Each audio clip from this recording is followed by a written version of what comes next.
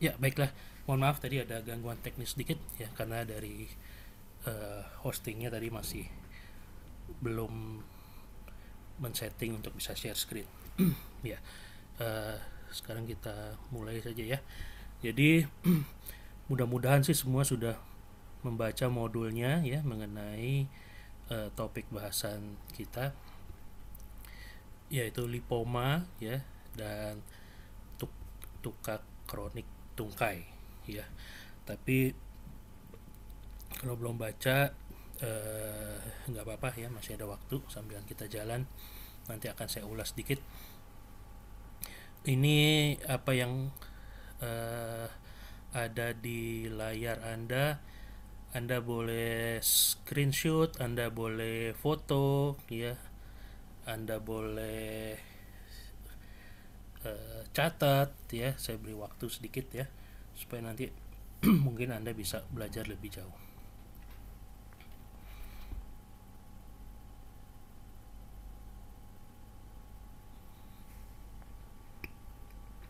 Oke, sekarang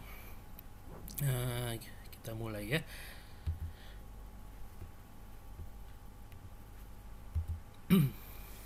Jadi sistem belajar untuk computer based test dari UKM PPD itu eh, saya coba menerapkan apa yang dulu saya belajar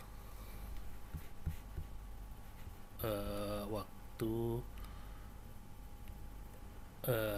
USMLE ya. Jadi kita nggak harus berkutat menghafalkan sekian banyak materi gitu ya, tapi bagaimana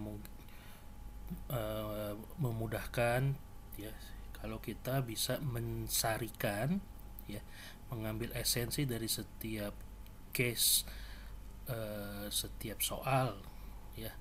Ada kata-kata kunci yang menonjol di situ yang memang diberikan, disebarkan, diserakkan oleh pembuat soal untuk memberi petunjuk kepada kita untuk mengarahkan ya kepada jawaban yang benar ya.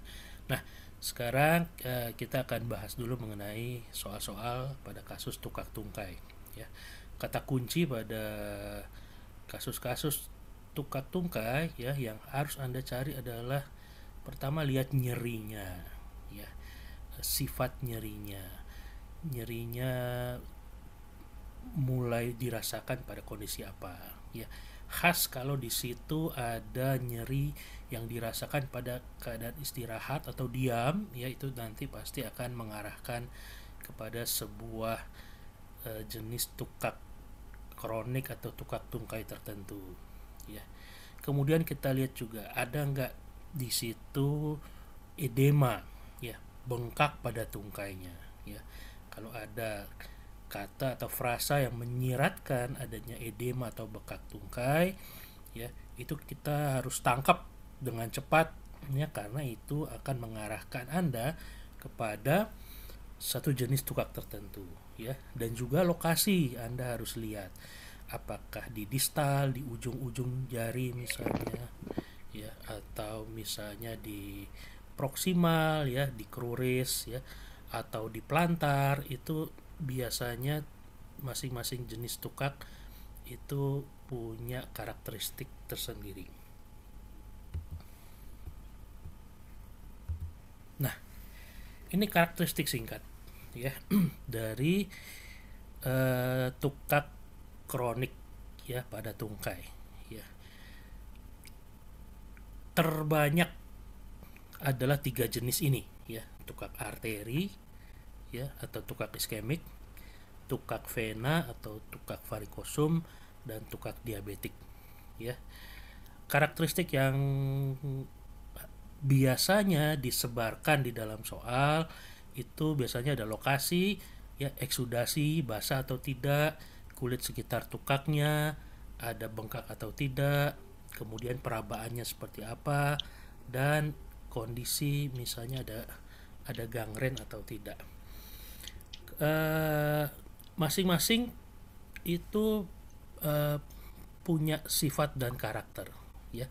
Tapi yang paling gampang adalah dan memudahkan, ya.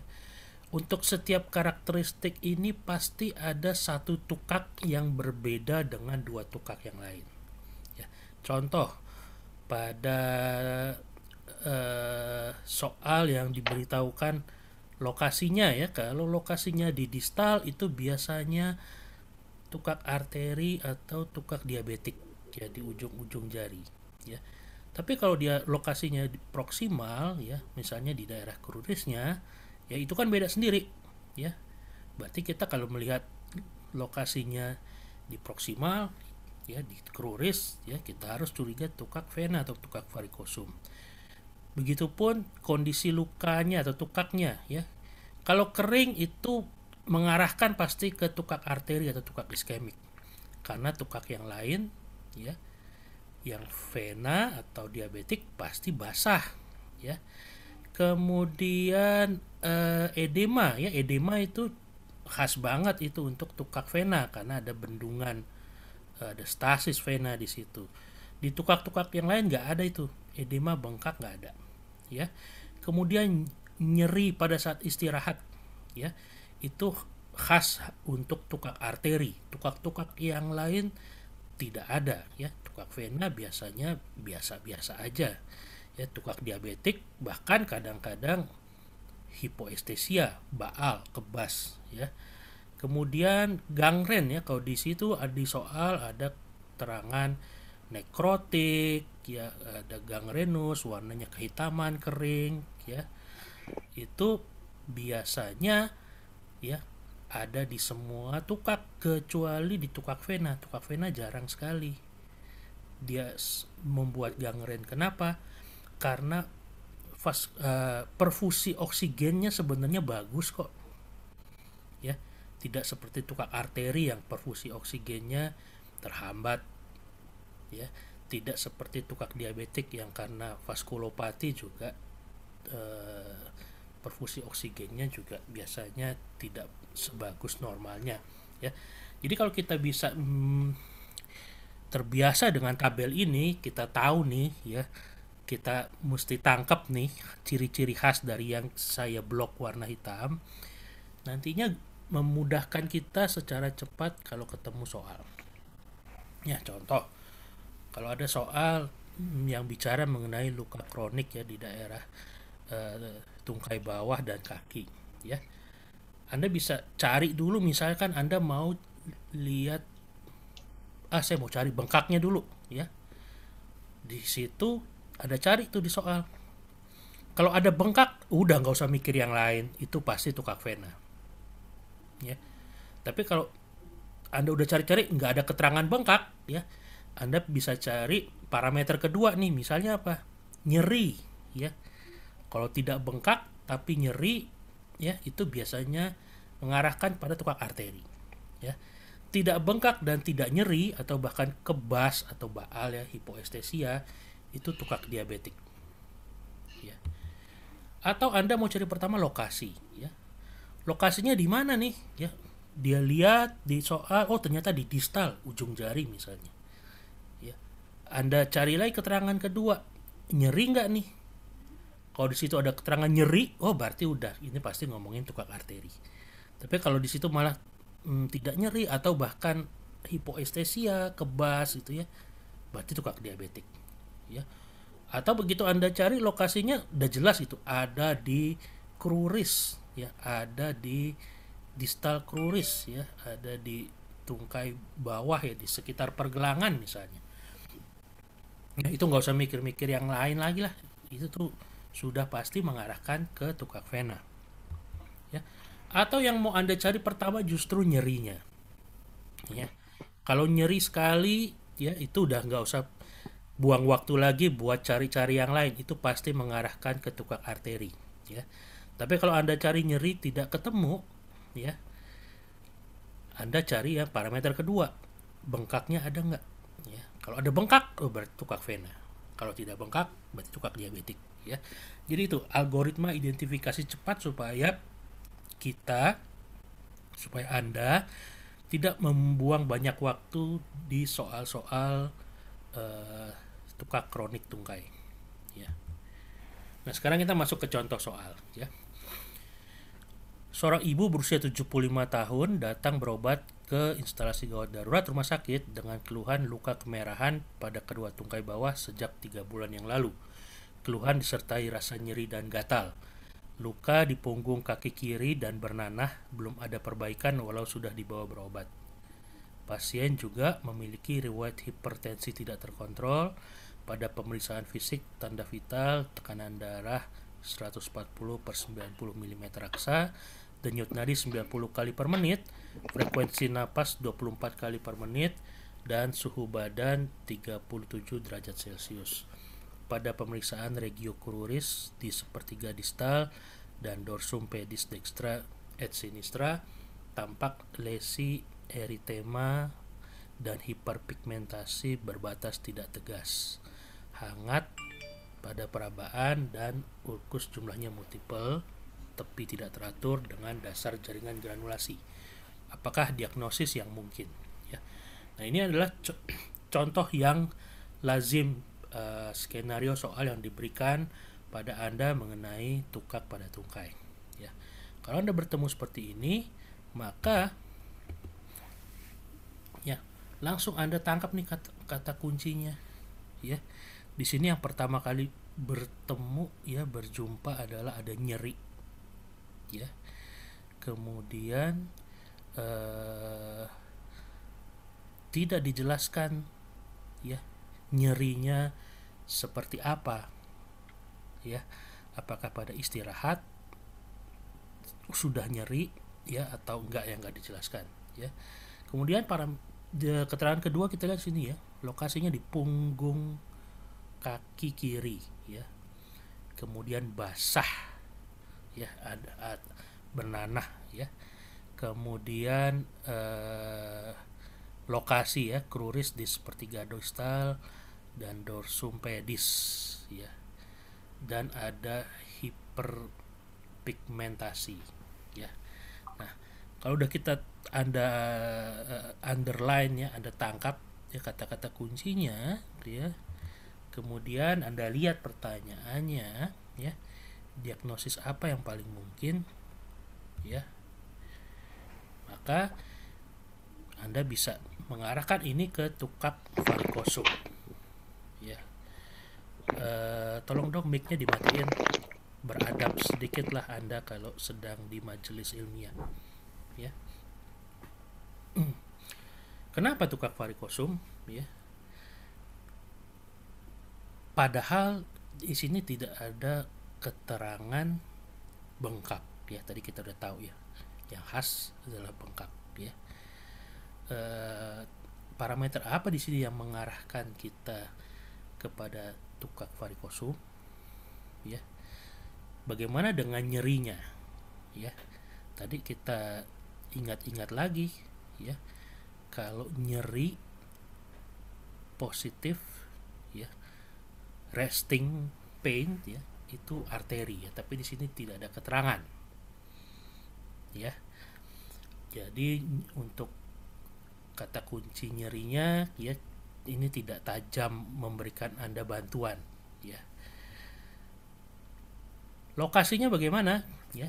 Sini kita lihat ya, lokasinya ada di distal apa di proksimal nih ya.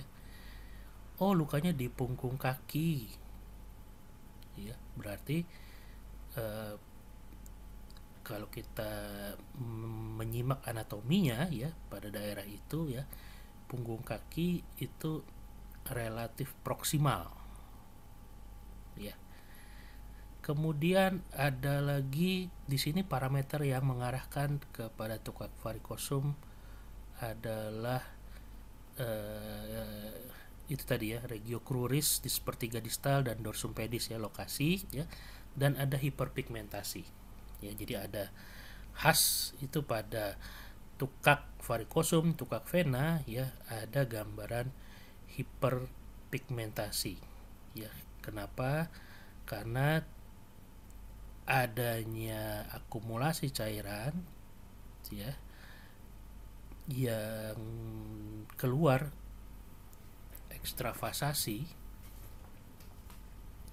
dari pembuluh darah ya akibat stasis itu juga membawa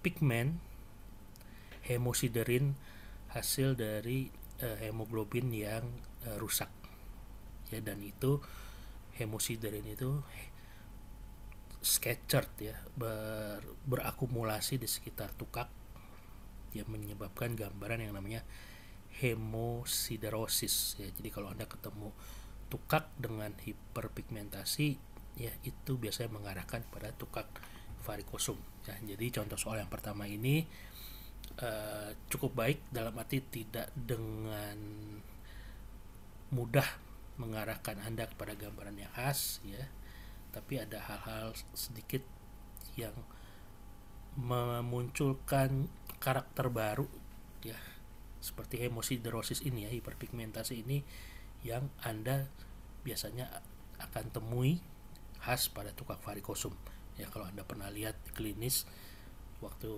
di rumah sakit pendidikan ya, Anda pasti lihat tuh ya, yang tukak-tukak vena itu biasa tungkainya lebih hitam ya dibandingkan dengan warna kulit normal di tungkai sebelahnya ya. Soal kedua ya, seorang bapak 70 tahun datang diantar anaknya dengan keluhan luka di kaki kanan, tidak menyembuh sudah 2 bulan, sangat nyeri bahkan jika diam, dan bertambah saat berjalan. Luka timbul tidak disadari apakah kena benturan tertentu atau tidak. Perokok sejak remaja dengan konsumsi 1 bungkus sehari.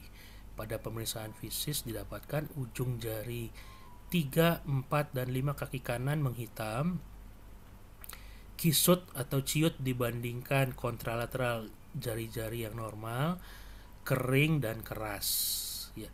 Ujung-ujung jari 1, 2 tampak tukak kaliber 5 mm dengan dasar merah pucat, kering, besar jari-jarinya normal, kulit lebih kering, dan ujian pengisian kapiler di atas 2 detik ya.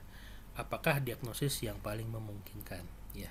Nah, kalau kita bertemu soal seperti ini sama ya, langsung kita cepat kita tangkap kata-kata kuncinya ya. Di sini dari anamnesis ya, kita bisa lihat nih di baris kedua ya, tidak di highlight ya, sangat nyeri bahkan jika diam ya. Kemudian ada keterangan lagi perokok ya, yang memberikan keterangan atau faktor ya yang mengarahkan ini pasti ada hubungannya dengan vaskulopati ya, ada gangguan di plak pada dinding arteri ya. Kemudian anatominya dari tukaknya ada di distal ya, di ujung-ujung jari ya. Kemudian dari sifat dari lesinya juga kita lihat di sini ada gambaran gangren tuh ya, menghitam, kisut, ciut ya, bentuknya lebih kecil, kering, keras, itu artinya ada nekrosis, ada gangren ya. Dan di jari-jari yang lain ya tampak tukak biasa ya, yang tidak gangrenus ya, dengan warna dasarnya merah pucat ya. Pucat artinya suplai perfusi ke daerah situ sangat terganggu ya.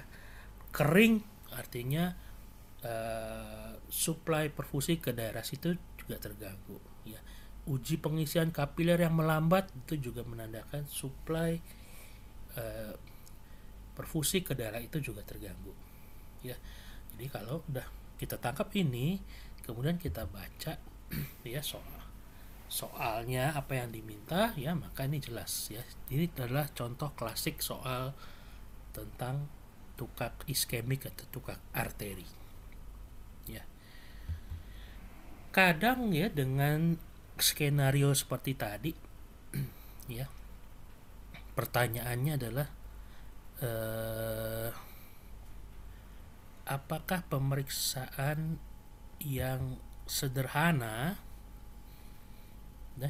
namun mudah dilakukan di vaskes primer untuk menegakkan diagnosis Ya, jadi kita di dalam benak sudah terbayang nih, oh ini skenario soal ini membahas mengenai tukak arteri.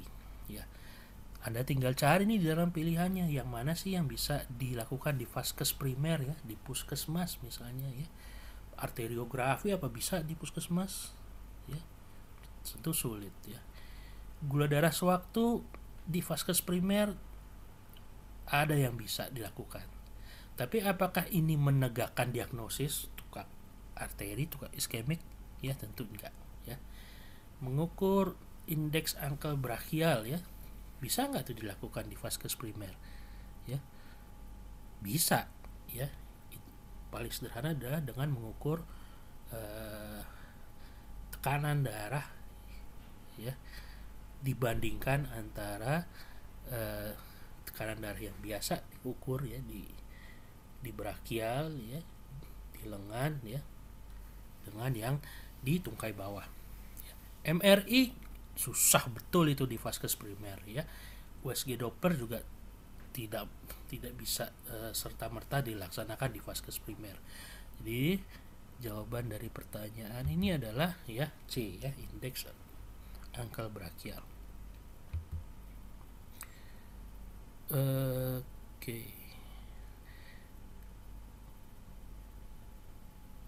Nah, kadang ya dengan skenario yang sama seperti tadi ya, soalnya mengarahkan kepada apa langkah pengelolaan atau terapi medikamentosa, terapi farmakologis yang Anda usulkan ya. Kalau kita tahu ini tukak arteri, mengarahkan kepada tukak arteri atau tukak iskemik ya, berarti Anda mencari obat-obat ya, terapi farmakologi, terapi medikamentosa yang mengarahkan kepada membuat proses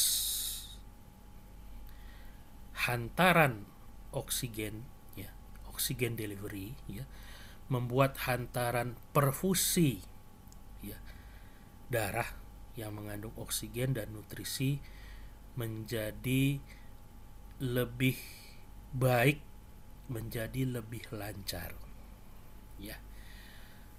Penyebab dari tukak arteri ya, biasanya seperti tadi kita udah ungkap ya, adalah masalah di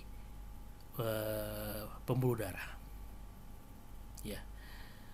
Kalau kita memikirkan mengenai masalah perfusi ya, aspek yang harus kita pikirkan adalah satu, masalah di dinding pembuluh darahnya ya. Kedua ya, masalah di isi darahnya ya. Isi darahnya itu artinya komponen darahnya ya, unsur yang konsentrat pada darahnya ya. Kemudian yang ketiga adalah flow atau arus dari sirkulasinya ya.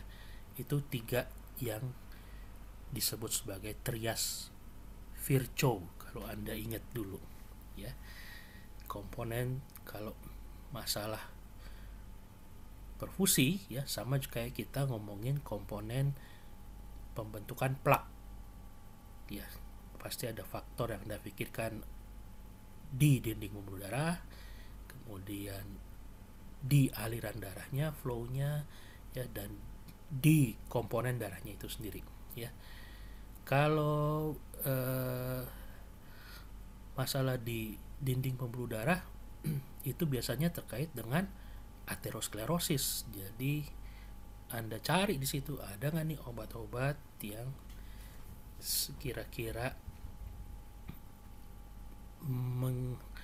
memecah ya sumbatan atau plak ya. Kemudian kalau kita bicara mengenai arus atau flow ya, kita ngomongin soal pompa jantung ya. Jadi Anda lihat di situ, setelah Anda lihat ada nggak nih obat-obat misalkan kayak antiplatelet gitu ya, Anda lihat ada nggak nih obat-obat jantung misalnya yang untuk memberikan flow lebih baik ya. Atau komponen ketiga ya, di komponen darahnya ya, komponen darahnya. Nah, jadi Anda cari ya di sini ya, seperti pada pilihan yang ada di sini ya. Aspirin dosis rendah ya, itu apakah termasuk di dalam pengelolaan medikamentosa yang mungkin yang memberikan perbaikan pada kasus ini? Kelihatannya iya ya, jadi kita keep dulu nih jawaban A ya. Furosemid ya, ada nggak nih dampaknya nih furosemid ya. Furosemid itu kan diuresis ya, gunanya untuk mengurangi bengkak ya. Di sini kasusnya kan bukan masalah stasis, bukan masalah tukak vena ya, jadi mungkin furosemid tidak pas ya. Metformin ya, obat anti diabetik ya, ada nggak nih tempatnya di sini ya. Di sini nggak ada keterangan mengenai gula darah dan lain-lain, jadi untuk memberikan jawaban ini juga tidak pas ya. Kemudian salep yodium povidon ya, ada tempatnya nggak nih di sini pada pilihan di kasus ini ya. Di sini kita lihat kebanyakan masalahnya di gangren ya, masalahnya di tukak yang kering gitu ya. Tidak ada tanda-tanda infeksi di sini, jadi juga kayaknya salep yodium povidon juga tidak pas ya. Yang juga membuat kurang pas adalah bentukannya yang salep ya, karena biasanya tukak-tukak seperti ini kita butuh yodium povidon dalam bentuk solution. Kemudian sulfonil urea sama tadi ya, obat anti diabetik, ada tempatnya nggak di sini ya, kelihatannya nggak ada keterangannya. Jadi pada akhirnya kita menjawab ya, aspirin dosis rendah ya, dalam kurung ya, kalau di dalam praktek sehari-hari jangan lupa disertakan pelindung lambungnya ya.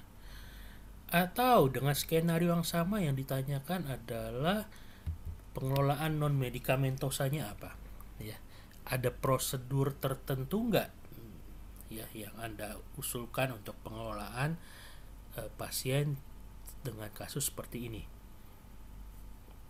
ya. Sekarang kita lihat pilihannya ya. Amputasi ya, amputasi artinya membuang jaringan, memotong buang ya jaringan yang nekrotik ya. Di sini kita lihat yang nekrotik itu yang mana ya, apakah jari 1 sampai 5 semuanya nekrotik ya. Kelihatannya kalau di soal yang non vital yang nekrotik adalah 3 sampai 5 ya. Yang jari 1 dan 2 yang masih vital hanya dengan tukak yang sukar menyembuh ya. Jadi pilihan A itu tidak pas. Pilihan B tadi sesuai ya dengan yang kita bahas ya, ini kelihatannya masuk akal pilihan yang B. Pilihan yang C, debridement lokal jari 1 sampai 5 kaki kanan, apakah memungkinkan untuk diusulkan? Ya, bisa diusulkan. Tapi Anda harus ingat ya, ini sudah 2 bulan dia kondisinya seperti ini, apakah efektif nih ya di debridement lokal terus nih jari 1 sampai 5 ya. Jadi ini kelihatannya kurang pas. Apalagi ya, yang mau di debridement lokal jari 3 sampai 5 yang udah jelas-jelas mati. Ini pilihan yang nggak masuk akal, ya. Pilihan yang E, perawatan luka harian dengan lembab, ya. Pemikiran untuk pilihan E ini sama seperti tadi di pilihan C, ya. Apakah efektif nih kita mau rawat luka terus setiap hari gitu ya. Jadi kalau seperti ini pada akhirnya prosedur, ya, sesuai guidelines adalah mana-mana yang non vital, yang nekrotik itu harus dibuang dulu, ya. Sisanya nanti ya harus diupayakan pengelolaan luka lanjutannya, ya. Prioritasnya selalu harus nekrotomi dulu, ya, karena jaringan mati itu satu, ya, dia tetap akan menghabiskan, memboroskan jatah oksigen dan nutrisi yang ke daerah tersebut, ya. Kalau itu nggak dibuang, ya dia tetap consuming, ya. Daerah itu tetap consuming oksigen dan nutrisi, ya. Kedua, ya, ada pelepasan substansi-substansi dari jaringan nekrosis yang nantinya potensial justru merusak jaringan lain yang sehat, ya. Dalam bahasa medis awam, Anda sering lihat kalau seorang dokter penanggung jawab pasien mengedukasi mengenai nekrosis yang harus diamputasi, ya, itu sering ada frasa atau kalimat, ini kalau tidak dibuang nanti makin lama makin naik, makin lama makin banyak ke proksimal daerah yang mati, ya. Itu bukan karena nekrosisnya yang menjalar, bukan, tapi ada pelepasan substansi-substansi, ya, yang tidak baik, ya, dari jaringan nekrosisnya yang pada akhirnya merusak jaringan yang sehat, ya. Sama kayak Anda nyimpan makanan basi atau busuk di dalam kulkas, nanti lama-lama makanan yang masih baik itu akan lambat laun ikut rusak, ya. Jadi kalau bertemu dengan soal seperti ini, ingat bahwa prosedur sesuai guidelines itu harus nekrotomi dahulu sebelum kita berlanjut untuk mengurus tukaknya, ya. Jadi jawabannya adalah B, ya, amputasi jari 3, 4, dan 5 kaki kanan. Sekarang skenario baru. Ya. Seorang ibu 50 tahun datang diantar anaknya dengan keluhan luka di mata kaki sisi dalam tungkai kanan yang tidak menyembuh sudah 6 bulan, disertai bengkak pada tungkai tersebut. Sehari-hari ibu berjualan gado-gado di pasar. Pada pemeriksaan fisik didapatkan luka tunggal di malleolus medial cruris dextra, ukuran diameter 6 cm, dasar tukak basah, tepi keras dan pecah-pecah, nyeri hanya saat disentuh, saat diam tidak nyeri. Di sekitar tukak, ya, edema dengan warna kulit lebih gelap kecoklatan. Apakah diagnosis yang paling memungkinkan? Ya. Sekarang kita lihat, ya, kata kuncinya di awal kita udah lihat nih. Sebuah area anatomi yang khas, ya. Mata kaki sisi dalam, artinya di proksimal dan medial, ya. Jadi dari awal kalimat pertama, baris pertama, kita udah tahu nih yang di ngomongin pasti tukak varikosum atau tukak vena, ya. Ada data lain gak nih yang menguatkan nih, ya? Kita lihat di baris kedua ada bengkak, ada udem, ya. Faktor predisposisi, ibunya berdiri terus berjualan gado-gado, ya. Kemudian kita lihat lagi keterangan tukaknya basah, ya. Kemudian nyerinya so-so, artinya kalau disentuh aja nyeri, kalau enggak ya enggak ada keluhan, tidak nyeri saat diam, ya. Kemudian edema tadi sudah, ya, di awal udah kita lihat, ya, di keterangan. Dan seperti tadi, ya, warna kulit lebih gelap, ada hemosiderosis, ya. Jadi yang seperti ini, ya, saat kita lihat pertanyaannya, diagnosisnya apa, maka harus kita pikirkan ini adalah tukak varikosum. Dari awal sudah kelihatan mengarahkan dan disusunkan skenario soal yang klasik, mudah, ya, untuk bisa menjawab tukak varikosum. Ya. Kemudian untuk soal yang sama ya, kadang kita lihat pertanyaannya ya, mau dikasih apa ini ya, tukak varikosum ya, sama seperti tadi ya. Kita analisa lagi nih, obat-obat apa nih ya. Aspirin ya nggak ada masalah dia dengan perfusi ya, dengan blood flow-nya nggak ada masalah, jadi nggak cocok. Furosemid itu untuk udem ya, pada pasien ini di awal udah jelas nih ya, ada data klinis dia bengkak ya, ada edema ya, jadi ini kita keep nih jawaban furosemid ya. Metformin ya nggak ada data mengenai status diabetiknya. Salep iodium povidon juga sama seperti tadi ya, tidak pas ya untuk salepnya ya. Dan sulfonylurea juga obat anti diabetik ya. Jadi jawaban ya untuk pertanyaan seperti ini adalah B ya, furosemid. Atau ya soal skenario yang sama ya, pertanyaannya adalah langkah pengelolaan non medikamentosa yang diusulkan apa ya. Apakah imobilisasi tungkai, apakah skin graft, apakah nekrotomi, apakah splinting dengan gips, apakah bed rest ya.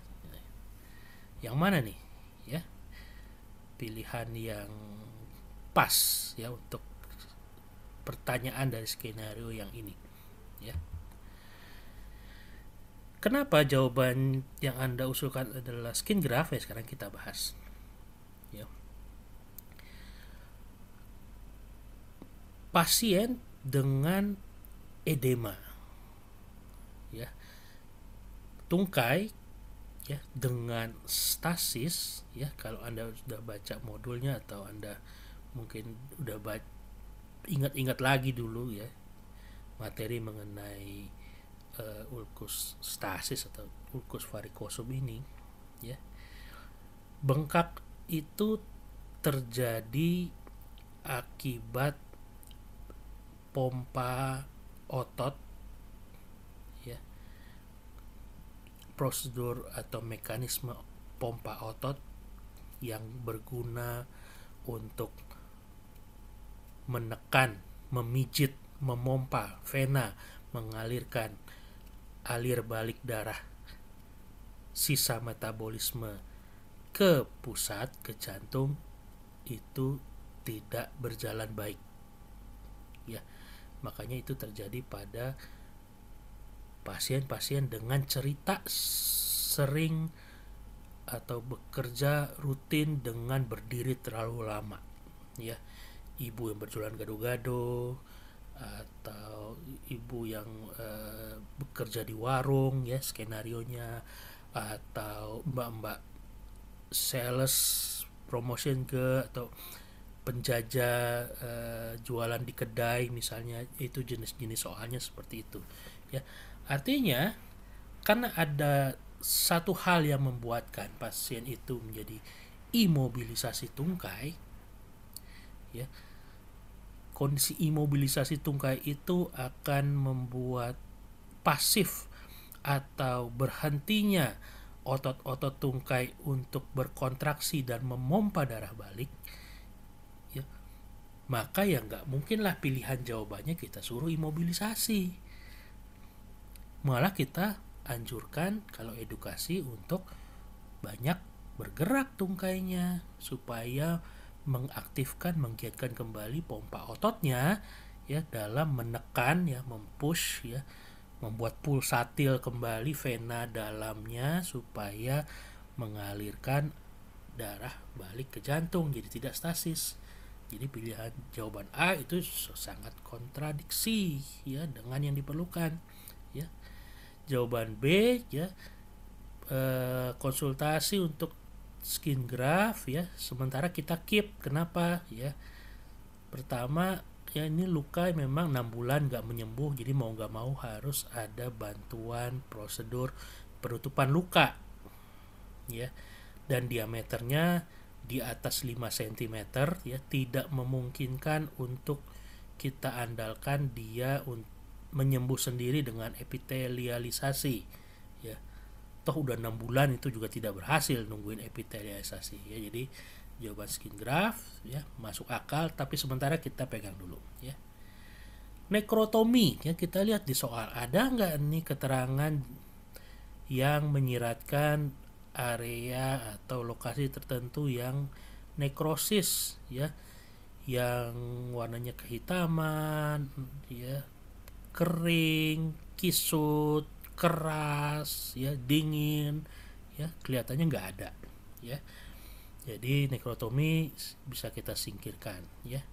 Splinting dengan gips ya, dipasang gips, wah untuk apa ya, ini nggak ada fraktur, nggak ada dislokasi ya, pasien justru harus mobilitasnya ditingkatkan ya. Jadi jawaban D tidak pas ya, tidak benar.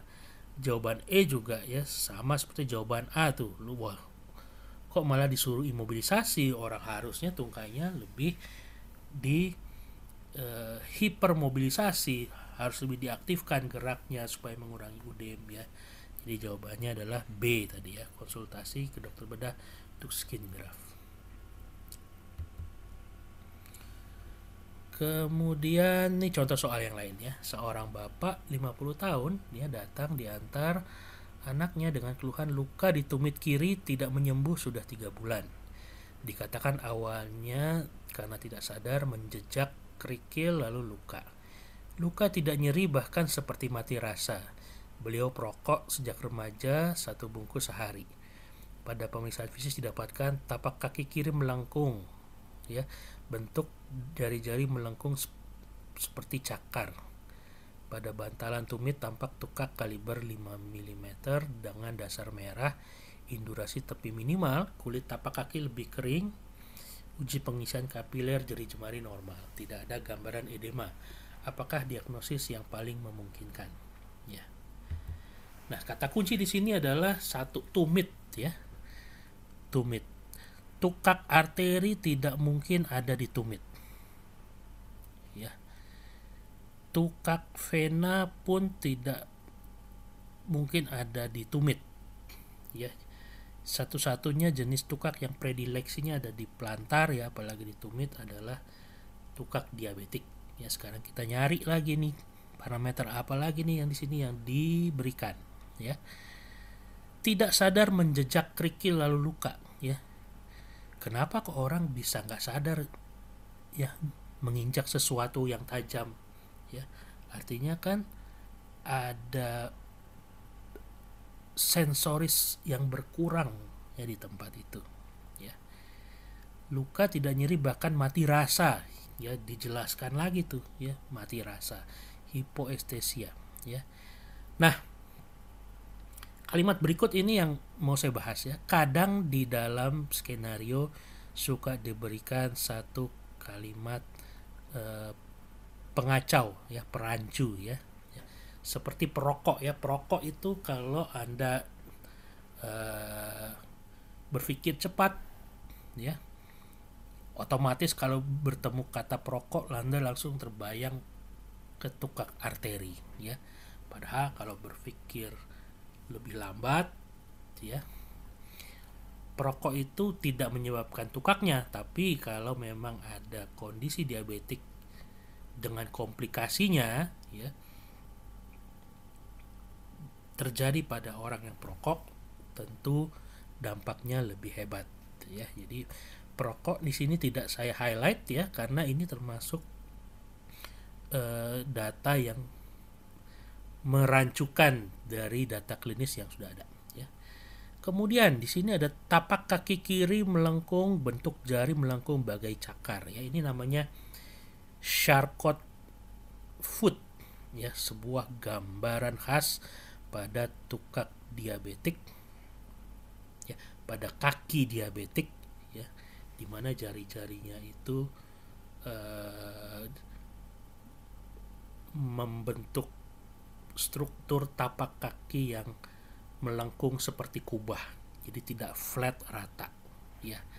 Hal ini karena ada deformitas pada otot-otot pedis ya, yang diakibatkan oleh karena neuropati motorik ya, namanya Charcot foot ya.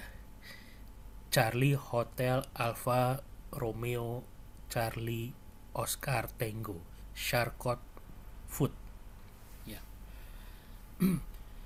Kemudian baris berikutnya ya, ukuran tukak ya, tapak kaki lebih kering ya, itu juga menyiratkan adanya neuropati otonom ya. Kemudian tidak ada masalah dengan ujian pengisian kapiler, artinya arteri baik ya. Tidak ada gambaran edem, artinya vena baik ya. Maka ya, dua keterangan terakhir menyingkirkan diferensial diagnosis tukak arteri dan tukak vena, sehingga diagnosis yang memungkinkan adalah tukak diabetikum ya.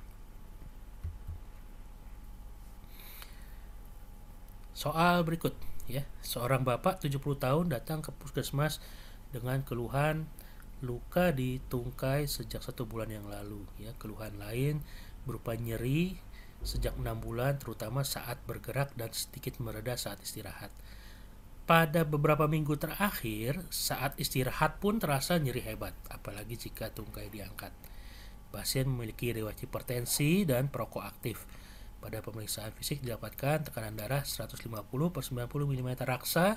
Pada pemeriksaan lokalis tampak ulkus seperti punched out ya, dengan batas tegas dan pucat, kering tanpa jaringan granulasi. Dasar luka tampak nekrotik, kulit sekitar ulkus tampak eritema minimal dan perabaannya dingin. Pada penurunan denyut arteri dorsalis pedis dengan waktu pengisian kapiler sekitar 4 detik ya.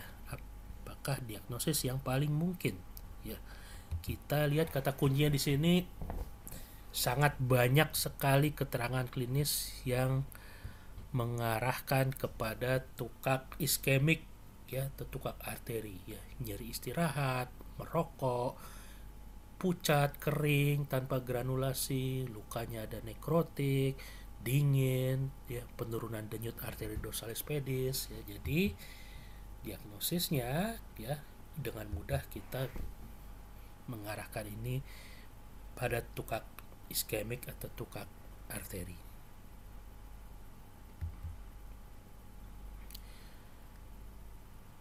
Kemudian ya, skenario berikutnya, soal berikutnya. Seorang bapak 70 tahun datang ke IGD dengan luka kemerahan pada kedua kaki sejak 3 bulan yang lalu. Luka di ujung jari 1 kaki kanan dan ujung jari 1 kaki kiri, serta tapak kaki kiri yang basah bernanah, belum ada perbaikan walau sudah dibawa berobat. Pasien juga memiliki riwayat hipertensi terkontrol obat. Pada pemeriksaan fisik, tanda vital tekanan darah 120/80 mm raksa, denyut nadi 80 kali per menit, frekuensi napas 24 kali per menit, dan suhu badan 37 derajat Celcius. Pada pemeriksaan regio pedis sinistra tampak tukak basah di plantar, ukuran kaliber 2 cm, basah, kulit sekitarnya kering. Kemudian di ujung jari 1 dari kedua kaki tampak luka basah, sekitarnya kering dan eritematus. Perabahan hangat, tidak nyeri, bahkan ada hipoestesia. Pemeriksaan gula darah sewaktu 130 mg per desiliter ya. Apakah penanganan awal yang tepat ya? Nah, kalau kita lihat ya, dari kata-kata kunci yang diserakan, yang diberikan oleh pembuat soal ya di dalam soal ini ya, sejak awal kita sudah diarahkan ke tukak diabetik ya. Lokasinya di plantar ya, basah ya, kemudian kulit sekitar dari tukaknya kering, artinya ada neuropati otonom ya. tidak nyeri, ya, menyingkirkan tukak arteri, ya, ada hipoestesia, ya, makin menguatkan diagnosis mengenai tukak diabetik, ya. Nah, pertanyaannya adalah, ya, apakah penanganan awal yang tepat, ya? Penanganan awal di sini adalah tentunya terkait dengan barang yang diceritakan di sini, ya, terkait dengan tukaknya, terkait dengan lukanya, ya. Apakah diet diabetik itu penanganan yang tepat? Tentu, tapi itu untuk diabetiknya, ya. Kemudian kompres es, ya, apakah itu penanganan yang tepat, ya, pada kasus ini, ya. Kompres es itu buat apa, ya? Kalau kita ngomongin trauma muskuloskeletal, ya, pada daerah ekstremitas, ya, kompres es itu gunanya untuk pain management dan inflammation management, ya, memberikan pengelolaan yang baik untuk kondisi peradangan awal sebagai respons terhadap traumanya, ya, memberikan sebuah lingkungan, ya, yang menyenangkan untuk proses inflamasi berjalan baik, memberikan lingkungan yang menyenangkan untuk mengurangi bengkak pada inflamasi, mengurangi nyeri pada inflamasi, ya. Pada kondisi ini kan nggak ada manfaatnya, ya. Obat anti hiperglikemik, ya, apakah ini penanganan yang tepat, ya? Anda cek gula darahnya, di situ ada datanya, ya, tapi Anda lihat bahwa obat anti hiperglikemik untuk kondisi lukanya, ya, pada skenario ini tentu tidak pas pada sasarannya, ya. Olahraga aerobik, ya, apakah tepat, ya? Olahraga atau memberikan exercise pada tungkai seperti tadi udah kita bahas itu akan meningkatkan perfusi, ya, memberikan oksigen delivery ke jaringan, ya. Kalau Anda ingat, untuk pasien-pasien dengan kaki diabetik pun memang ada program untuk exercise-nya, ya. Tapi pertanyaan di sini kan adalah pengenangan awal yang tepat, ya. Apakah aerobik masuk, ya? Nanti kita sementara kita pinggirkan dulu, ya, masih belum pas, ya. Kemudian jawaban yang E, perawatan luka dan infeksi, ya, tentu ini pas banget, ya, dengan kondisi yang sejak awal diceritakan adalah mengenai lukanya, ya. Jadi jawabannya adalah E. Oke, ya. Jadi itu adalah tadi contoh-contoh soal atau skenario kasus, ya, yang terkait dengan tukak kronik, ya. Sebagaimana kita tahu, tukak kronik yang terbanyak adalah pada tungkai, ya, dan trias kasusnya adalah nggak jauh-jauh dari tukak arteri atau tukak iskemik, ya, tukak vena atau tukak varikosum atau tukak stasis, ya, dan tukak diabetik, ya. Sekarang kita lanjut mengenai lipoma, ya, atau saya lebarkan sedikit skopnya menjadi lesi tumor jaringan lunak subkutis, ya. Mudah-mudahan Anda udah baca modulnya, ya. Kita coba mengulang sedikit dengan beberapa additional, ya, yang memudahkan Anda kelak buat cepat dan tepat untuk memilih jawaban pada ujian, ya. Nomor 1, ya. Setiap lesi benjolan jaringan lunak subkutis selalu Anda pikirkan lipoma, ya, kecuali jika di dalam kata-kata kalimat-kalimat berikutnya menihilkan, meminggirkan dari dugaan Anda yang awal, ya. Jadi pertama, setiap lesi benjolan jaringan lunak subkutis selalu Anda pikirkan lipoma, apalagi jika kecil kalibernya, ya, di bawah 5 cm, ya, batasnya tegas, perabaan konsistensinya lunak atau kenyal, dan bisa digerakkan. Kalau Anda bertemu satu skenario kasus yang lengkap itu semua ada, atau mostly mayoritas dari hal-hal tersebut ada, maka selalu pikirkan ini skenario sedang membahas lipoma, ya. Apalagi kalau Anda dikasih bonus daerahnya ada di daerah sefalik. Sefalik itu artinya leher ke atas, ya. Itu udah makin tajam lagi bahwa Anda diarahkan untuk lipoma. Bukan berarti lipoma tidak bisa ada di alat gerak, tidak ada di batang tubuh, ya, bisa, ya.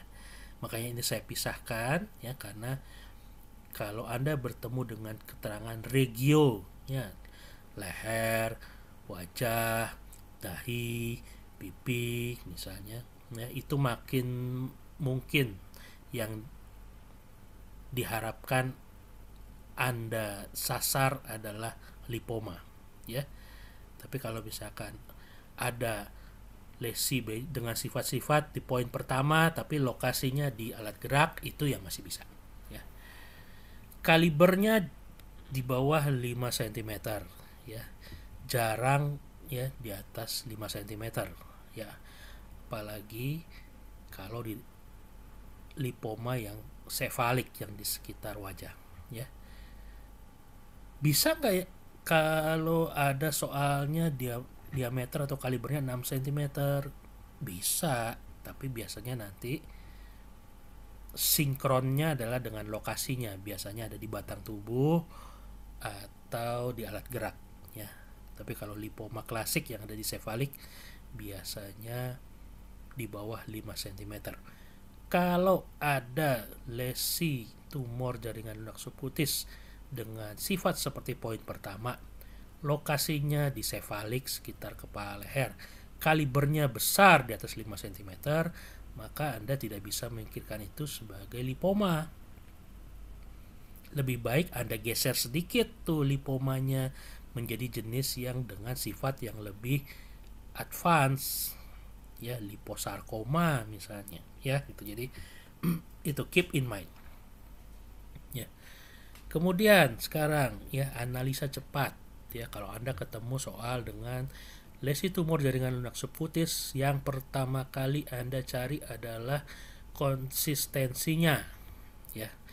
Kalau lunak, ya, atau kenyal, ya, itu tadi, ya, selalu pikirkan lipoma, ya. Kalau ada kenyalnya, ada embel-embel keras, ya, kenyal keras, ya, pikirkan juga ada unsur fibersnya di situ, ya. Jadi Anda bisa memikirkan kalau kenyal keras itu sebuah fibroma atau lipofibroma, ya. Kalau perabaannya keras, ya, tenang, ya, tidak ada tanda radang, ya. Tadi sama udah kita bahas, ya. Begitu ada kata keras, yang Anda pikirkan adalah fibroma, ya. Tapi kalau ada soal, ya, tumor jaringan subkutis yang konsistensinya keras, kemudian di sekitar dari tumornya itu ada 5 tanda radang, ya, misalnya nyeri, perabaan hangat atau panas, ya, Anda pikirkan itu sebuah limfadenopati atau limfadenitis, ya. Dalam kurung, lihat lokasi anatomisnya, ya. Kalau itu bersesuaian dengan lokasi-lokasi di mana ada kelenjar getah bening, ya, itu semakin menajamkan jawaban Anda menuju ke arah itu, ya. Lanjut ya, kalau perabaan dari tumor jaringan lunak subkutisnya konsistensinya fluktuatif, ya, artinya seperti menekan air gitu ya. Berarti kita tahu tuh di bawahnya lesi tumornya adalah mengandung komponen cairan, ya. Komponen cairan itu bisa macam-macam, ya. Pertama, kalau Anda ketemu seperti itu, ya, di tengah-tengah skenario konsistensi fluktuatif, ya, Anda lihat ada nggak keterangan yang menyiratkan atau menerangkan ada titik, ya, hitam ke kecoklatan ke, ya, di tengah-tengah dari lesinya, ya.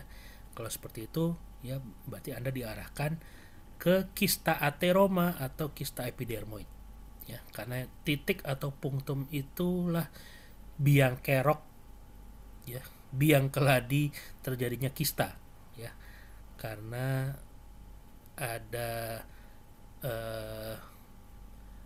bumpat tersumbatnya, ya, saluran keluar, ya, saluran minyak sehingga menyebabkan itu, ya.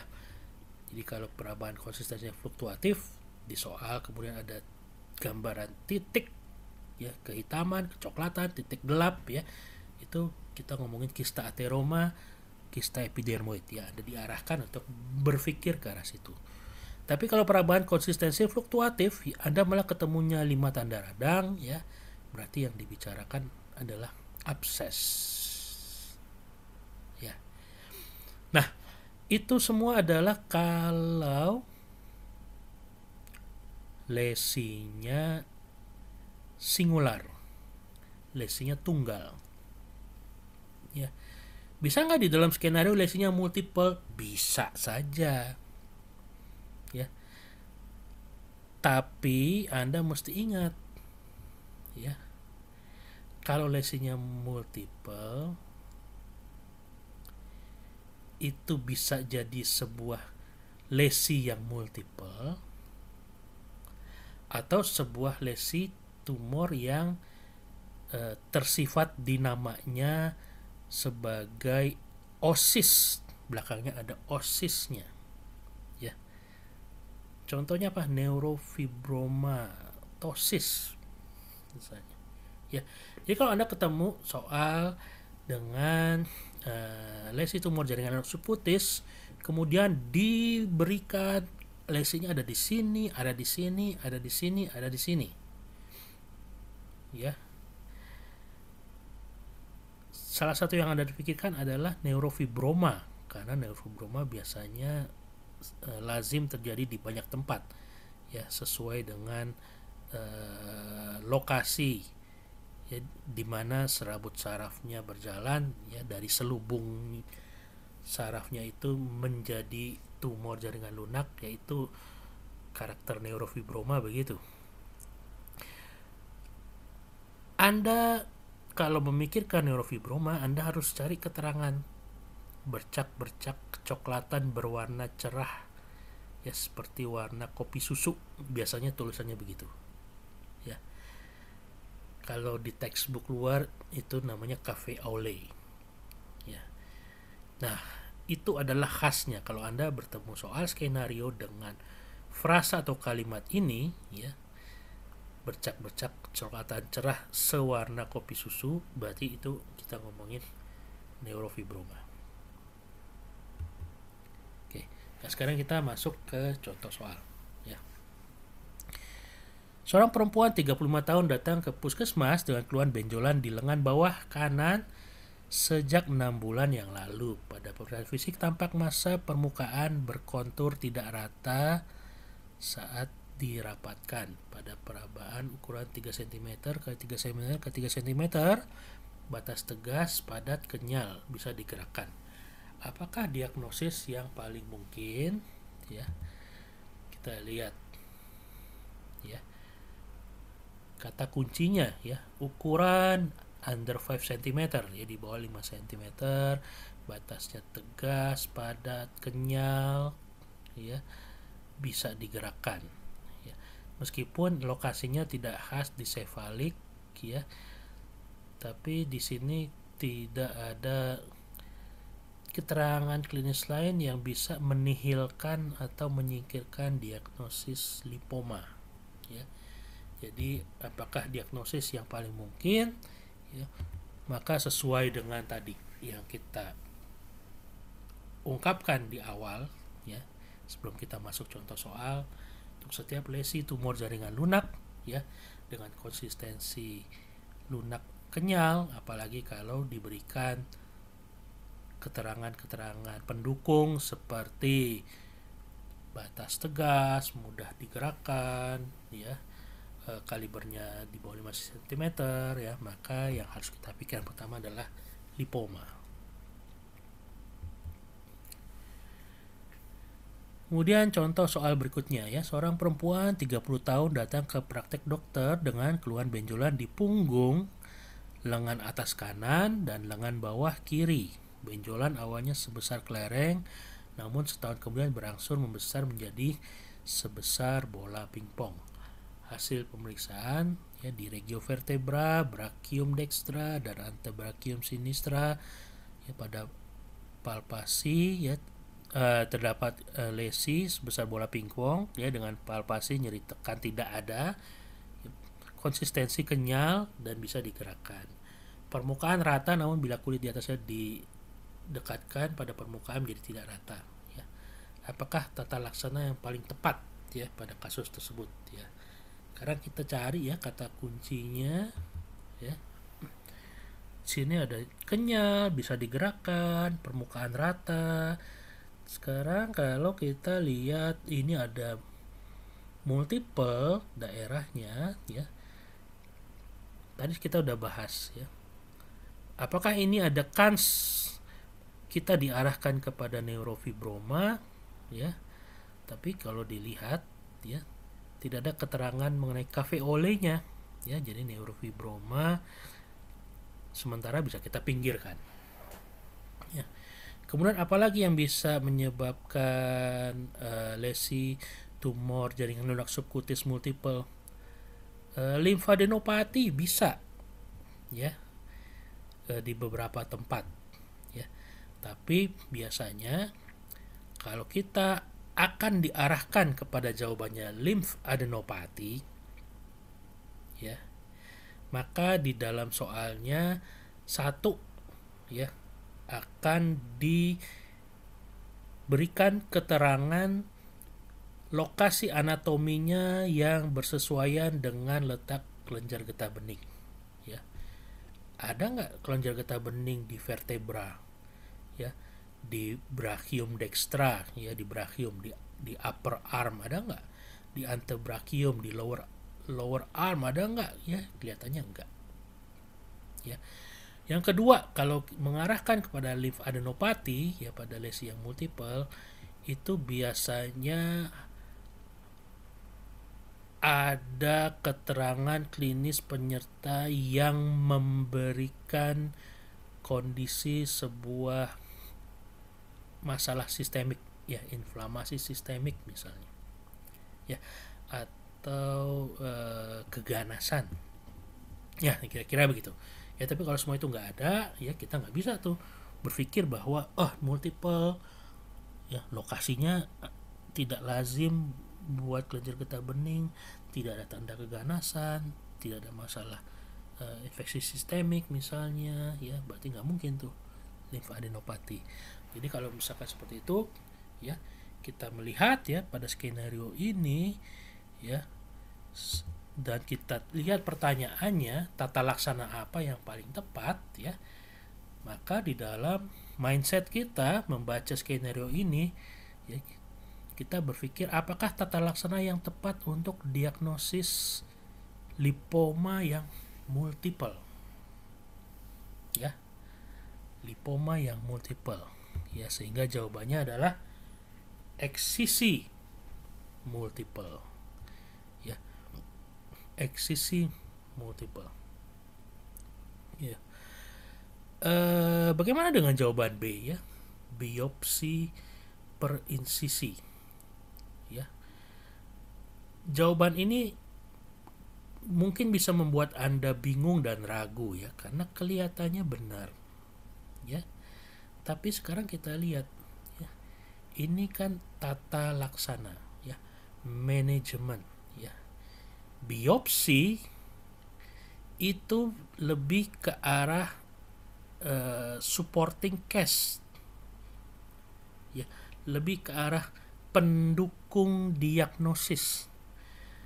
Biopsi itu levelnya sama dengan pemeriksaan darah lengkap, pemeriksaan radiologi ya. Biopsi itu levelnya sama di situ ya. Jadi biopsi itu bukan tata laksana tapi penunjang diagnosis ya. Jawaban C, ekstirpasi multiple ya. Ekstirpasi artinya mengeluarkan satu bentuk lesi secara utuh dengan kantungnya, dengan kapsulnya ya. Lipoma tidak mungkin ekstirpasi, fibroma tidak mungkin ekstirpasi ya. Yang butuh ekstirpasi adalah lesi tumor jaringan lunak yang di dalam strukturnya itu punya kantong, punya kapsul ya, yang kalau ketinggalan jadi lagi tuh lesinya ya. Jadi ekstirpasi hanya berlaku kalau diagnosis yang dimaksud di dalam skenario adalah kista aterom atau kista epidermoid, kista dermoid ya. Enukleasi ya. Enukleasi itu artinya mengeluarkan sebuah struktur jaringan ya dengan hanya mengambil dan membuang isinya saja ya. Enukleasi.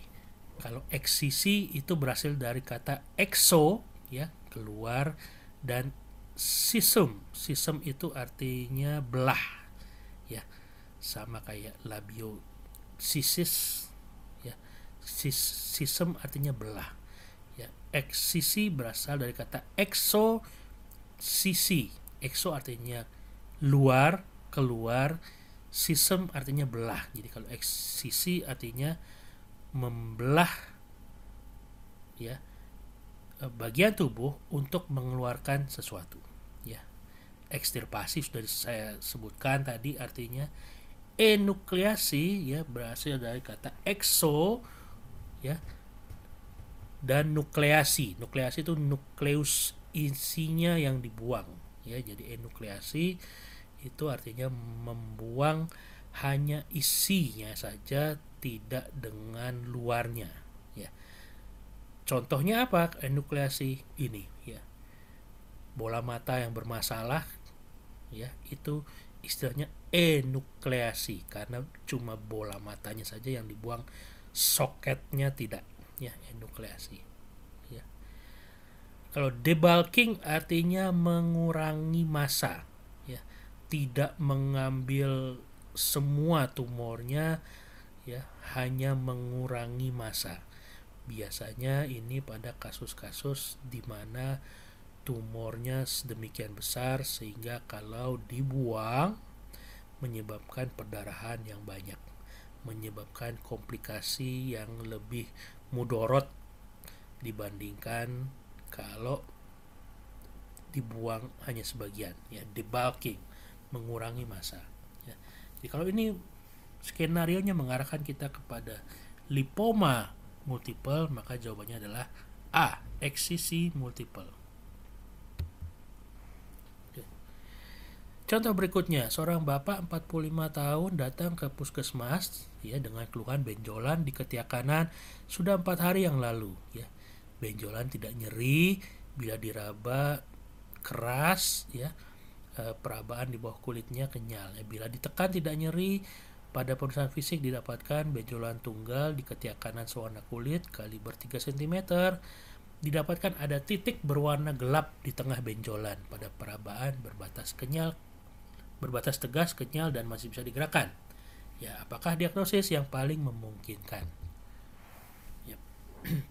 Nah, di sini kata kuncinya adalah lokasi anatomi ya, ketiak kanan ya.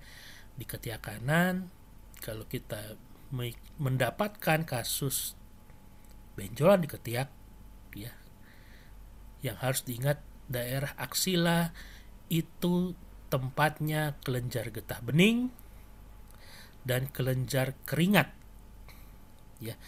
Jadi benjolan di situ itu biasanya berhubungan dengan kedua kelenjar itu ya. Kalau pada proporsi orang dewasa normal, daerah ketiak relatif tidak berlemak ya. Jadi kita juga harus paham masing-masing regio anatomi punya karakteristik seperti apa ya. Jadi aksila tidak termasuk daerah yang ada deposisi lemak ya. Malah di sana ya, struktur yang menonjol di bawah kulit dari aksila adalah kelenjar getah bening dan kelenjar keringat ya. Sekarang DD-nya berarti hal-hal yang terkait dengan kedua kelenjar tadi ya, limfadenopati atau limfadenitis atau kista aterom atau kista dermoid ya. Sekarang kita lihat ya, perabaan di bawah kulitnya kenyal ya, tidak nyeri ya. Kalau limfadenopati biasanya kenyal keras ya. Kalau kista aterom ya biasanya kenyal ya. Bila ditekan tidak nyeri ya. Limfadenopati kalau ditekan ya bisa nyeri bisa tidak. Limfadenitis kalau ditekan pasti nyeri, jadi limfadenitis bisa disingkirkan.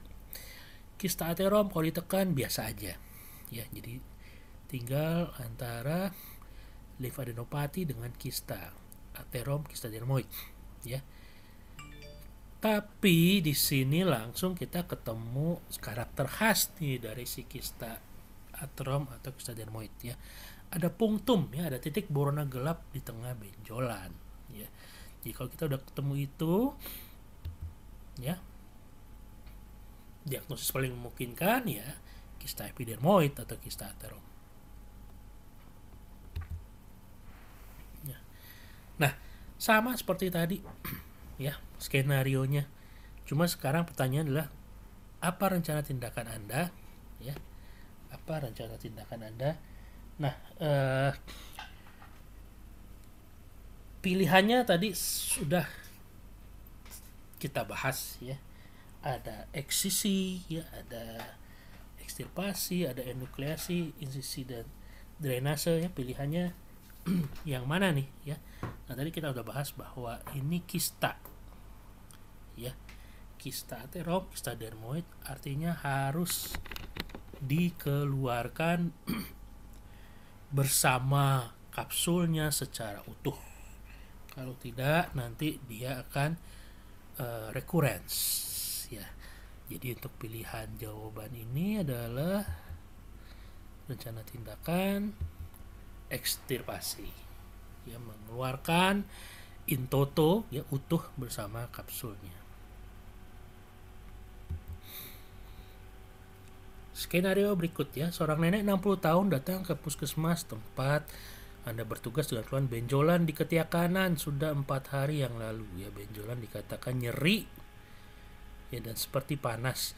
Bila diraba permukaan kulit benjolan seperti keras, namun di bawah kulitnya fluktuatif, dan bila ditekan nyeri hebat ya. Nenek juga mengeluh sukar merapatkan ketiak karena bila terhimpit sangat nyeri. Sudah dioles alat antibiotik, tidak ada perbaikan. Tanda vital dan status generalis dalam batas tolerable, suhu afebris pada ketiak kanan tampak hipremis. Apakah diagnosis yang paling memungkinkan dari si nenek? Ya, Di sini kita dengan cepat melihat bahwa ada kata kunci klinis yang menonjol di sini ya. Pada perabaan fluktuatif bila ditekan nyeri hebat ya. Tadi kita ingat di slide awal mengenai kata kunci ya, kalau ada lesi tumor jaringan lunak subkutis dengan sifat konsistensi yang fluktuatif, pilihannya hanya kista ya. Kalau kondisinya tenang tidak inflamatif atau abses. Ya, di sini kita lihat ada nyeri, ada panas ya. Ada hal-hal yang menyiratkan, ada nyeri yang menyiratkan inflamasi. Maka kalau pertanyaannya adalah diagnosis yang memungkinkan ya, maka jawabannya adalah abses. Sekarang ya, dengan skenario yang sama ya dari si nenek tadi, kalau pertanyaan adalah apa rencana tindakan kita ya, berarti apa rencana tindakan kita terhadap abses nih ya. Kalau apakah abses dieksisi ya, susah ya. Abses kan cairan ya, tidak bisa kita menguras ya cairannya ya, dalam sebuah prosedur ya. Jadi eksisi itu tidak pas. Ekstirpasi ya, apalagi ya, abses kan tidak ada kantungnya ya. Enukleasi ya, sama ya, abses kan nggak punya selubung luarnya, tidak punya soket, tidak punya kantung, tidak punya kapsul ya. Insisi dan drainase ya, insisi itu berasal dari kata in ya, in artinya ke dalam ya, sisem artinya membelah, jadi membuat irisan ya pada anggota tubuh untuk akses ke dalam ya, insisi. Dan drainase, drainase artinya menguras isinya keluar ya. Ini kelihatannya jawaban dia adalah jawaban yang paling masuk akal ya. Marsupialisasi, marsupialisasi itu artinya dibalik ya, sebuah selubung, sebuah kapsul yang dibalik, artinya kita buat irisan sehingga kapsul tersebut bisa dimanuverkan, bagian yang luar jadi di dalam, bagian dalam jadi di luar ya. Itu juga sama, abses nggak ada hubungannya dengan kapsul, dengan selubung ya. Jadi jawaban yang paling baik ya diantara pilihan ini adalah insisi dan drainase ya. Jadi selalu ingat, lipoma, fibroma ya, most of soft tissue tumor itu pilihannya adalah eksisi ya. Kista aterom, kista dermoid, kista epidermoid ya, jawabannya adalah ekstirpasi ya. Abses ya, jawabannya adalah insisi drainase ya. Selalu ingat-ingat. Berikutnya, seorang laki-laki 30 tahun datang ke puskesmas tempat Anda bertugas dengan keluhan benjolan di tengkuk sudah dirasakannya beberapa bulan terakhir. Benjolan tumbuh lambat, bila diraba lunak kenyal, mudah digoyang, dan bila ditekan-tekan tidak nyeri. Pada pemeriksaan fisik didapatkan benjolan tunggal di tengkuk sewarna kulit kaliber 4 cm, pada perabaan berbatas tegas, lunak kenyal, dan masih bisa digerakkan. Ya, apakah diagnosis yang paling memungkinkan? Ya. Sekarang kita langsung tangkap kata kuncinya ya. Benjolannya di tengkuk, sefalik nih ya. Di awal kita udah berpikir setiap soft tissue tumor pikirkan lipom. Diberikan lagi kita data ini di tengkuk ya, daerah kepala leher. Makin kuat lagi nih dugaan kita ini lipoma ya. Perabaannya gimana? Konsistensinya lunak kenyal, pas banget. Mobile, mudah digoyang. Kalibernya di bawah 5 cm, batasnya tegas ya. Jadi kalau untuk soal semudah ini, diagnosisnya jelas lipoma. Ya. Berikutnya, seorang ibu muda 24 tahun datang ke puskesmas tempat Anda bertugas dengan keluhan benjolan di ketiak kanan sudah 4 hari, nyeri Bila diraba, benjolan seperti keras dan bila ditekan-tekan nyeri. Ibu juga bercerita berapa minggu sebelumnya baru berobat ke rumah sakit dengan keluhan peradangan pada payudaranya. Apakah diagnosis yang paling memungkinkan? Ya. Nah, sekarang kita tangkap kata kuncinya. Areanya di aksila. Tadi kita udah sepakat ya, udah kita ungkapkan. Kalau di aksila, pikirkan itu sangat kecil kemungkinan lipoma, artinya tidak setinggi kans kalau itu ada di daerah sefalik atau di daerah-daerah yang deposit lemak ya. Kemudian nyeri ya, nyeri dan benjolannya keras ya. Jadi kalau kita lihat keras di aksila, kemungkinan adalah limfadenopati atau limfadenitis ya.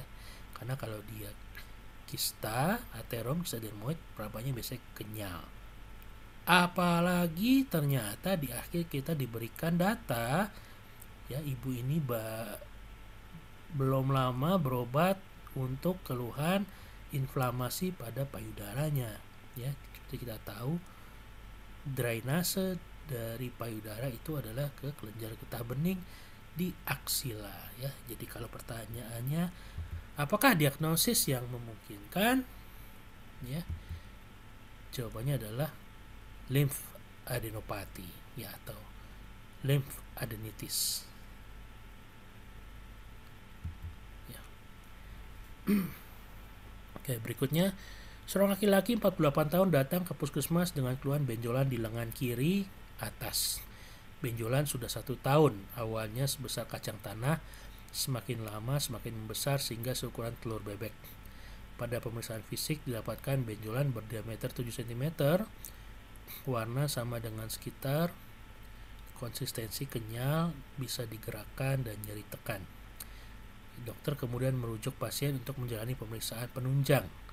Hasil pemeriksaan histopatologi menunjukkan jaringan adiposit matur dengan ukuran monomorfik, bervakuola dan jernih. Apakah diagnosis yang tepat? Ya. Nah, sekarang kita tangkap kata kuncinya ya, seperti tadi ya. Selalu bayangkan semua lesi tumor jaringan lunak subkutis kita anggap dulu kemungkinan pertama adalah lipoma ya. Kita cari terangan yang lain di sini ya. Benjolannya berdiameter 7 cm ya. Kalau lipoma biasanya di bawah 5 cm ya. Agak bergoyang lah kita dengan kemungkinan lipoma ini ya. Konsistensi kenyal ya, artinya sesuai dengan lipoma ya, atau lipid tissue based tumor ya, bisa digerakkan ya, mobile ya, tidak nyeri tekan ya. Tapi kemudian ada keterangan dokter memberikan anjuran untuk pemeriksaan histopatologi ya, yang menunjukkan jaringan adiposit matur, matang ya, dewasa dengan ukuran monomorfik, artinya seragam ya, tidak polimorfik alias ada yang bentuknya besar sendiri ya di luar normalnya, ada yang kecil gitu ya, yang menunjukkan ketidakteraturan dari struktur histologi ya. Jadi apakah diagnosis yang tepat ya pada pasien ini ya?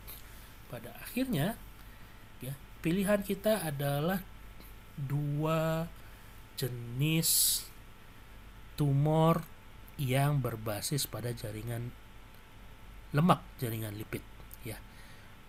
Apakah lipoma, apakah liposarkoma ya.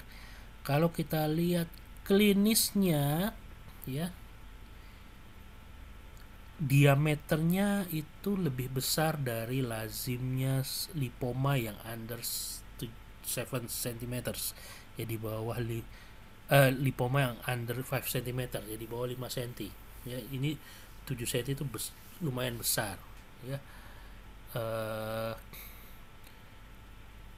Apakah terus kita berpikir ini liposarkoma karena ukurannya ya, tapi kemudian Di soal ini kita diberikan data histopatologi, ya seperti kita tahu, ya seperti kita ingat-ingat juga bahwa yang namanya pemeriksaan histopatologi adalah uh, golden standard dalam penegakan diagnosis sebuah tumor atau neoplasma. Ya, kalau kita lihat ya jaringan adiposit yang dewasa ya, yang matur ya, dengan ukuran yang homogen ya, monomorf, seragam ya, yang sugestif ini dengan lipoma ya, pada akhirnya masalah ukurannya yang besar ya menjadi tidak ada makna klinisnya lagi ya, kita berpedoman pada histopatologi ya. Jadi jawabannya adalah lipoma ya. Itu saja ya, beberapa contoh soal pemicu ya yang nantinya mungkin Anda temui di dalam ujian komputer base ya, ujian CBT Anda pada UKM PPD, meskipun mungkin tidak akan 100% identik ya, tapi setidaknya 90% dari pattern atau dari pola skenario soalnya itu berkisar seperti beberapa soal yang tadi sudah saya bagi wawasan dan kita bahas bersama-sama ya. Jadi mudah-mudahan ini lumayan membentuk pola pikir Anda kelak ya, supaya bisa secara cepat, tepat, dan cermat untuk menjawab pertanyaan-pertanyaan yang Anda temui di CPT UKM PPD, terutama di soal-soal muskuloskeletal yang terkait dengan tukak kronik ya, tungkai dan tumor jaringan lunak subkutis ya, tidak cuma soal lipoma saja ya. Ya, bismillah, mudah-mudahan ini membantu untuk perihal materi ini. Nanti ada recordingnya ya, Anda bisa nanti tonton ulang ya lewat platform ini ya kalau nggak salah, atau nanti Anda tanya ke admin. Kemudian untuk materi PDF-nya nanti akan saya titipkan ke panitia nanti ya, lewat panitia dari AIPKI nanti ya, Anda bisa hubungi ya buat Anda bisa pelajari. Mungkin dalam sejam 2 jam ke depan deh ya, nanti akan saya buat dalam bentuk PDF ya, supaya Anda bisa baca lagi ya. Baik, terima kasih atas animo dan atensinya. Mudah-mudahan segera kita menanti kabar baik Anda semua lulus di UKM PPD ya. Salam sehat semua, salam semangat semua, stay safe dan stay sane ya. Billahi taufik wal hidayah. Assalamualaikum warahmatullahi wabarakatuh. Waalaikumsalam warahmatullahi wabarakatuh. Terima kasih, Dok. Ya, sama-sama. Terima kasih, Dok.